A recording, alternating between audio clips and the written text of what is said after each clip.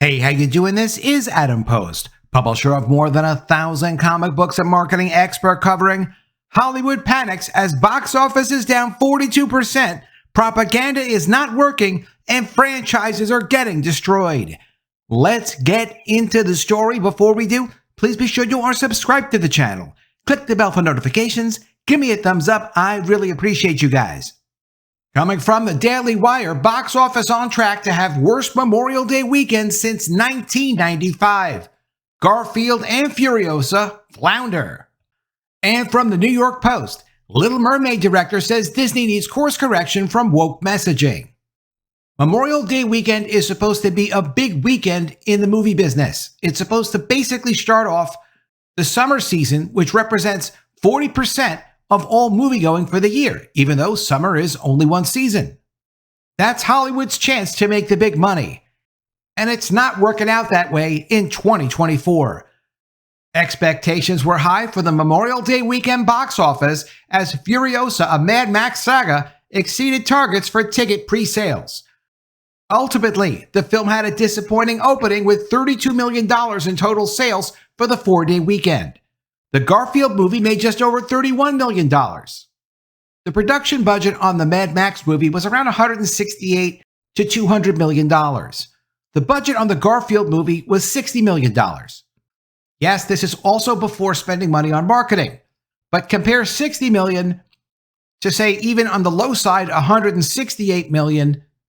The Garfield movie was clearly a better investment than the Mad Max movie.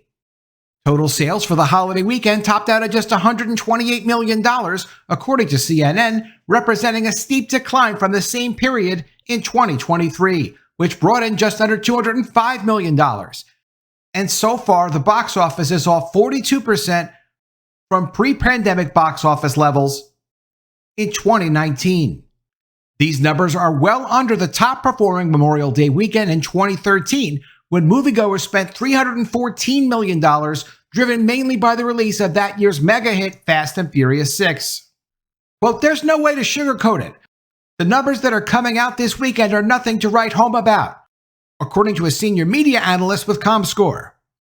The next lowest Memorial Day weekend was led by Casper in 1995, with total box office sales coming to just over $117 million.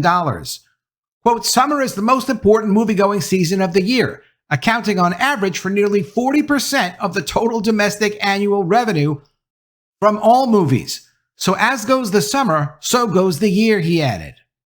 Last summer was dominated by Barbenheimer mania, with the release of the comedy Barbie and Christopher Nolan's historical drama Oppenheimer on the same weekend in late July. Combined, the films raked in close to $1 billion domestically. This summer so far doesn't have any standout contenders for any kind of similar results.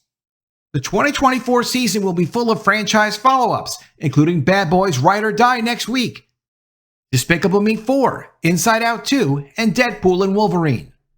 Without a Marvel movie to provide a $100 million plus opening weekend to get the momentum going, this summer will have to make up ground in June and July, which, of course, it won't. 2024 is completely shot for the studios. Entertainment industry experts also noted that Disney has yet to release a single film in 2024, which is likely contributing to the downward trend in ticket sales.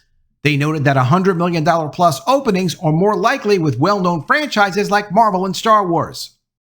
Except that, of course, Disney, through messaging, has severely damaged those brands. The analysts are still blaming post-pandemic viewing habits for the low ticket sales, but insist there's still potential for studios to make money this summer. Quote, moviegoing habits have changed drastically since the pandemic, but we continue to see significant enthusiasm when it comes to the theater-going experience. According to Daniel Loria, editorial director at Box Office Pro, quote, the data clearly shows that audiences can still support the studio tentpole model, but identifying the movies that will become those blockbuster hits continues to be as difficult to predict as ever before. One thing you can predict is when they try to push excessive messaging in these movies, and they're not focusing on the characters and the characters' relationships, or pushing some other nonsensical agenda ahead of story, you know those films aren't going to do well because people's intelligence is insulted. You're supposed to be entertained at the movies, not insulted. Little Mermaid director says Disney needs course correction from woke messaging. When Spielberg told Disney in 1989 that the movie that John Musker had made for them was going to sell $100 million in tickets, no one believed him. The new project wasn't based on a classic story like Cinderella. What's more, it featured reggae sung by a crab. Was this really what was going to lead the studio out of its long dry spell? It was done with a sense of almost naivete, Musker recalls. We weren't trying to imitate. It was more freeing. We didn't have past successes like, is your movie going to be as good as The Little Mermaid? We hadn't made it yet. And this guy Musker knows his business. He's also old enough that he's going to say what's on his mind. He cares about the industry, he cares about the art form of animation, and he doesn't seem to be looking for any additional work from Disney. Which helps a lot when you want to talk openly about what the heck you think is going on. Other directors that are counting on more business from Disney or trying to get some kind of project going with Disney are not going to make comments like this. Actors seem to get to say whatever they want and still get business and still get roles. But it's very unusual. Once you speak out against the company, you're not usually going to get work from that company. Before Ariel packed theaters, the then president of Disney, Jeffrey Katzenberg, told her creators that he wasn't harboring many illusions about her success. Quote, movies about girls don't work, he said. The Little Mermaid would never beat Oliver and Company.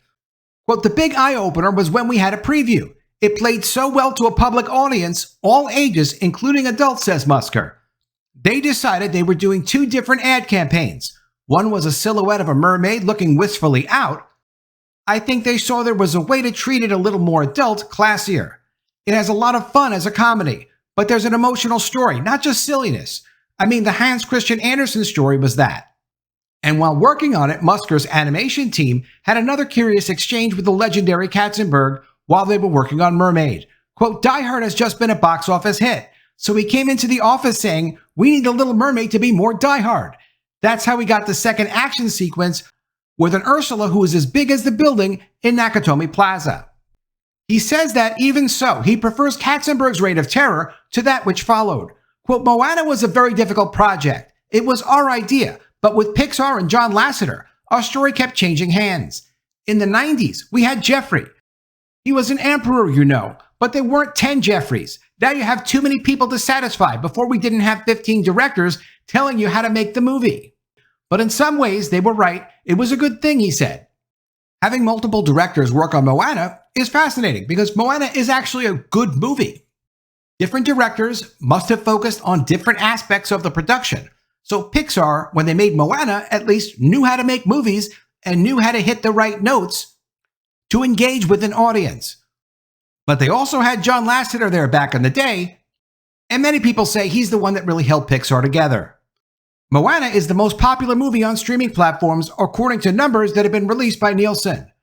Musker, who is tall and smiling, with a glowing complexion and floral shirts, could pass for any retired guy resting after a life dedicated to business. Musker is the creator of the iconic Persona and the man who directed Robin Williams in one of the best animated roles in the history of film. But working on his hundreds of improvised takes is one of the most memorable moments of my life. That and the songs of Howard Ashman. Ashman created songs like Kiss the Girl and Friend Like Me. Musker did have a major failure. He did do Treasure Planet in 2002. Its opening weekend was devastating. It was a movie he was trying to sell since the 1980s to get it approved as an animated project. Disney decided to do Treasure Planet to keep it away from DreamWorks with Katzenberg, who Musker has said would never have done Treasure Planet. After Treasure Planet, he couldn't get another project going at Disney. He thought it was because they'd lost their credibility, it was another era of animation, and Disney was moving away from hand-drawn. After Toy Story, Disney proposed that Musker convert all the classic films into digital animation. He told them he'd rather commit Harry Carey first. Musker's next project for Disney was The Princess and the Frog. Quote, we weren't trying to be woke, although I understand the criticism. The classic Disney films didn't start out trying to have a message. They wanted you to get involved with the characters and the story and the world. And I think that's still the heart of it. You don't have to exclude agendas, but you have to first create characters who you sympathize with and who are compelling. He goes on to say, I think they need to do a course correction a bit in terms of putting the message secondary behind entertainment and compelling story and engaging characters. Well, companies are always like, how do we reduce our risk? They like this, right? We'll just do it again and sell it to them in a different form. Or they think, well, we could make it better. I think there was a question even with The Little Mermaid. They didn't play up the father-daughter story, and that was the heart of the movie in a way. And The Crab, you could look at live animals in a zoo, and they have more expression. Like with The Lion King. That's one of the best things about Disney is the appeal. That's what animation does best. Now it's Moana's turn to get the live-action treatment. I hope they do it well, but we have nothing to do with it, he says. If you do something that's animated, take advantage of all its qualities and imagination, says the filmmaker, who has never made sequels and who points out Spider-Man Into the Spider-Verse, The Mitchells vs. the Machines, My Neighbor Totoro, and The First Despicable Me for their use of all available tools. I didn't like the later one so much, he said. At 70 years old, Musker is happy to keep making short films to keep himself entertained and learning new techniques that pertain to his passion for cartoons. Not even Steven Spielberg can get every project greenlit, Musker warns. Quote, just like how in the seed of every failure is a success, in the seed of every success is a failure. Too much control kills projects. Hollywood has a tremendous willful blindness about why their projects aren't successful now, why their box offices are tanking. At the same time, they have connections to people like this guy Musker, who has a proven track record of success, loves the art form. For the work you need to produce as a company, to have people who love to produce that kind of work is like having a master chef at your restaurant. Why would you not want a master chef?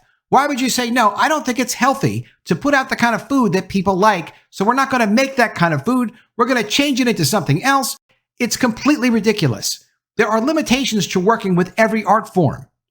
When you have people that really know what they're doing, that have a proven track record of success, of creating not just commercially successful things, but also commercially successful things that the wider culture actually responds to, it's unthinkable to not work with talent like that and ask them also what they think of things.